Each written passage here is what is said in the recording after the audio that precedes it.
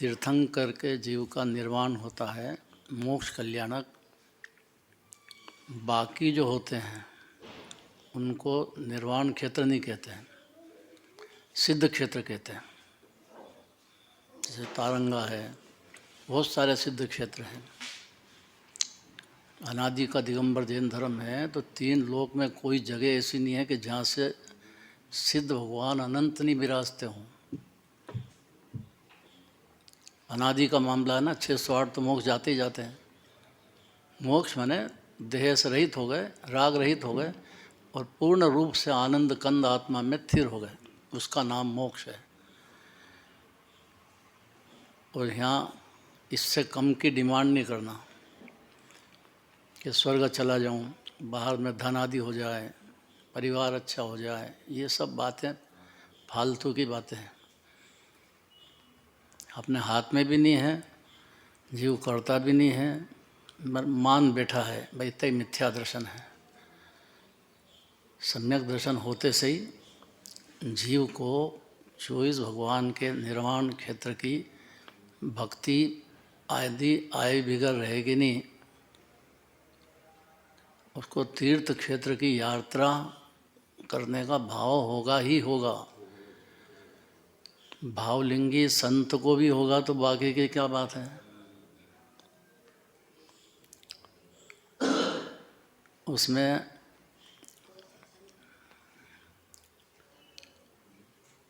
एक एक टूक पे अपन गए अभी, है ना।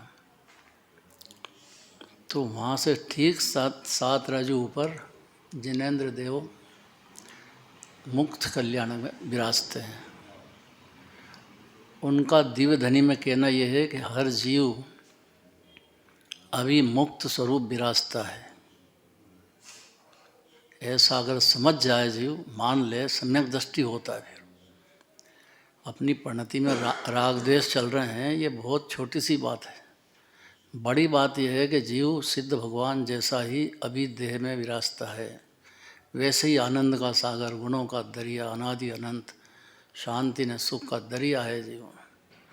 बस इतनी हाँ भर ले जीव, मान ले, उसका नाम सम्यक दर्शन और चारित्र भी, सम्यक ज्ञान और चारित्र भी चालू हो जाएगा अंश में। मिथ्या दर्शन ज्ञान चारित्र एक समय भी नहीं रहेगा। ये मनवाने के लिए ही सारा जिन मंदिर की रचना है। और तीर्थ सिद्ध क्षेत्र काय के लिए जाते हैं? ये तो हुंडा सरपणी काल है, इसलिए बाकी जो तीर्थंकर है दूसरी जगह से भी गए। कौन कौन से? 4 ऐसे नहीं, कहाँ से गए? कैलाश पर्वत अभी दिखता नहीं अपने को, लेकिन हिमालय है और हिमालय के बाहर बहुत बड़ा है क्षेत्र, भरत क्षेत्र। इस भरत क्षेत्र की बात चल रही है। 5 भरत 5 इरवा तो बहुत लंबी बात है। इसी भरत क्षेत्र में जहाँ अभी अपन रह रहे हैं, अपना जीव यहाँ है अभी। इस हुंडा सरपणी काल की वजह से ये 4 जगह अलग अलग हुए हैं। नहीं तो नियम ये है कि जितने भी तीर्थंकर होते हैं,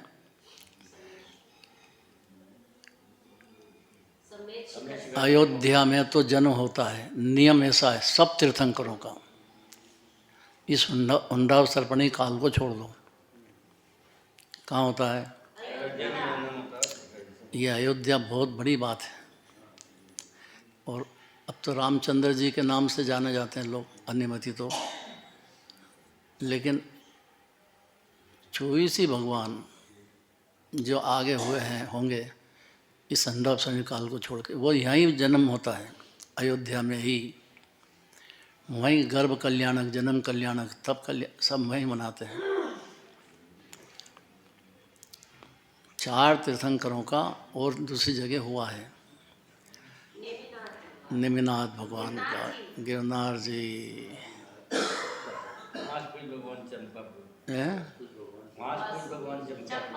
चंपापुर। चंपापुर से कौन गए? बासे पूज्य भगवान। फिर पावापुर से माहिर भगवान और 20 तीर्थंकर। ये इस हुंडा सरपणी काल, ये दुखमा काल चल रहा है।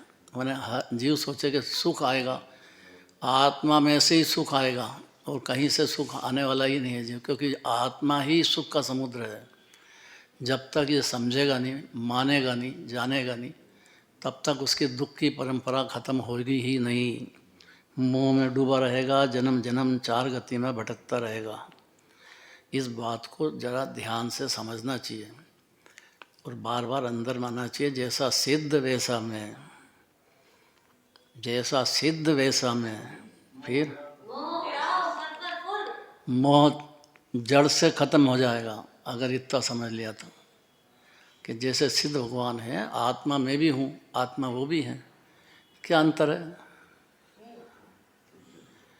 क्या अंतर है भगवान में और अपने आत्मा में? अंतर क्या है? क्या बात करते हैं आप? क्या बात करते हैं आप? कुछ तो होएगा है? अनंत गुणों की खान कब है? अनादि से है और अभी भी है। ऐसा मान ले जीव तो उसको आत्मा की अनुभूति होती है। नहीं मानेगा अपने को ऐसा सिद्ध शरीर का, तब तक मोह के अंदर डूबा रहेगा, मूर्ख, चार गति भटकता रहेगा, मूर्खता नहीं छोड़ता है। मेरा तो ये है, मेरा तो है, मेरा तो गांव, मेरा शरीर, अभी वही है तो मेरा तो पिड़ावा, अब सब चलो पिड़ावा।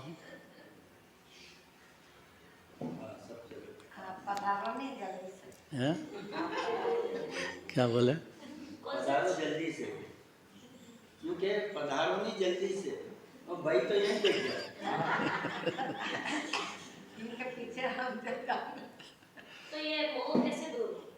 ये मोह मैं सिद्ध शरीर का अनादि अनंत आत्मा हूँ, ऐसा मानने पर दर्शन मोह दूर होएगा। दर्शन मोह मैंने मिथ्यात्व जाएगा, मिथ्या ज्ञान जाएगा। नहीं मानेगा जब तक नहीं जाएगा। इतना पावर जीव को आत्मा का खुद का आना चाहिए। भगवान आत्मा विराजता है देह में। दिव्य धनी में आत्मा ही आत्मा की तो बातें करते हैं और क्या करते हैं। अनंत गुण आत्मा के, अनंती पर्याय आत्मा की, और सिद्ध पूर्ण शुद्ध दशा तो सिद्ध भगवान की है। अनंत भगवान के भी देह है अभी तो देह होने से कोई तकलीफ थोड़ी है। कोई तकलीफ नहीं, देह को अपना मानने से सारी तकलीफ खड़ी हो गई है। अब ये कैसे माने जीव? उसने देह ही देखा अनादिकाल से, तो देह मान बैठा है जी। इसीलिए दिव्य धनी है, इसीलिए भगवान के दर्शन पूजन कराते हैं, इसीलिए कि भाई जीव को होश में आए कि भले ही पर्याय में मोह चलता हो, लेकिन आत्मा अपने को आत्मा मान लेगा तो उसकी पर्याय में मिथ्या दर्शन ज्ञान सहित खत्म हो जाएगा। मिथ्या चारित्र नहीं रहेगा वो। कितना ही खाओ पियो ब्याह शादी करो, उसमें मिथ्या चारित्र नहीं होता है। ये बात समझ जाए तो बहुत बड़ी बात है, सुन ले तो भी बहुत बड़ी बात है।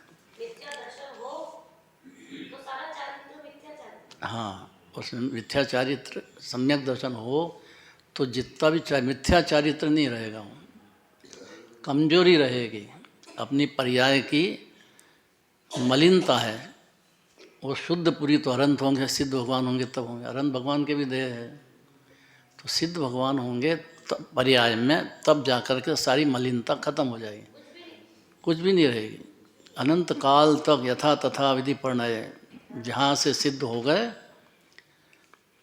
वहीं अनंत काल तक रहेंगे। क्योंकि अब राग नहीं रहा, देश नहीं रहा, मोह नहीं रहा, तो काय के लिए भटकेंगे। परिणति इतनी शुद्ध हो गई तो अनंत काल तक जहाँ से सिद्ध पूर्ण शुद्ध हो गई वहाँ तक रहेंगे। चलो महावीर भगवान की